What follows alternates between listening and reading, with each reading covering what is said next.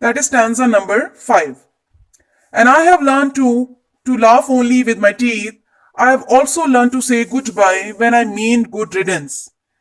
To say glad to meet you without being glad, and to say it's been nice talking to you after being bored. So let's understand the meaning of the given stanza. We students, we human beings, have been adapting ourselves for thousands of years. And we can also say that it can be a little survival of our secret. So, here in this stanza, the poet says to his son, as this is a conversation going on between a father and a son, so the poet or the father says to his son that rather being hurt, rather being disappointed or discouraged over and over again, what he has learnt. Yes, he has learned to behave or act as other people. He has learned to wear different identities suit to different situations. He has now trained himself to fake gestures, emotions, and feelings depending upon the circumstances, depending upon the situations. For example, as he says that to laugh, to smile, when he did not mean to laugh or smile, which means fake smiling or laughing in the presence of the people. So when he says that he laughed, that did not mean that he laughed or smiled. These were the only fake gestures that he used to give in the presence of the people.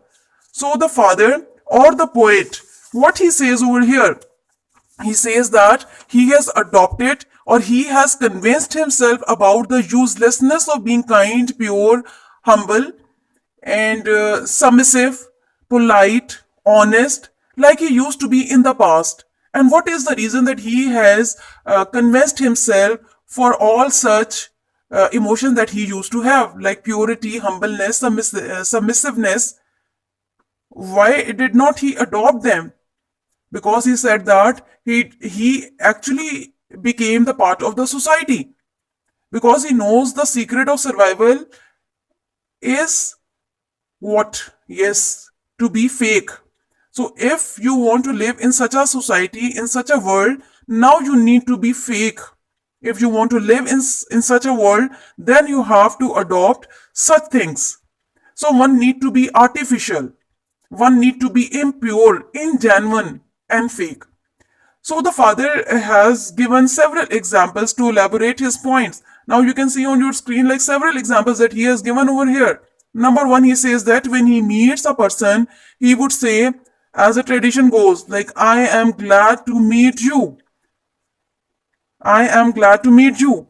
But what did he actually mean? He did not mean to say he became glad to meet the person.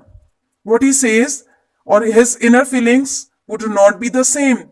He actually did not feel so good. His inner feelings would not mean that he is glad to meet someone.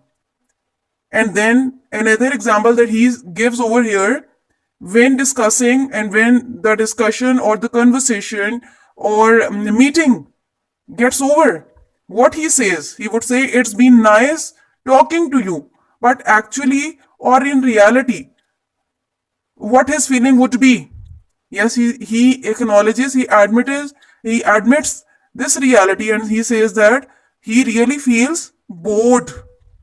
And then he says that the third example then he gives over here, when the time comes of the departure or signing out, the father or the poet would definitely say, like, this is the custom that whenever we meet someone, to say goodbye, and we say such things like goodbye, such greetings we exchange with the people, goodbye.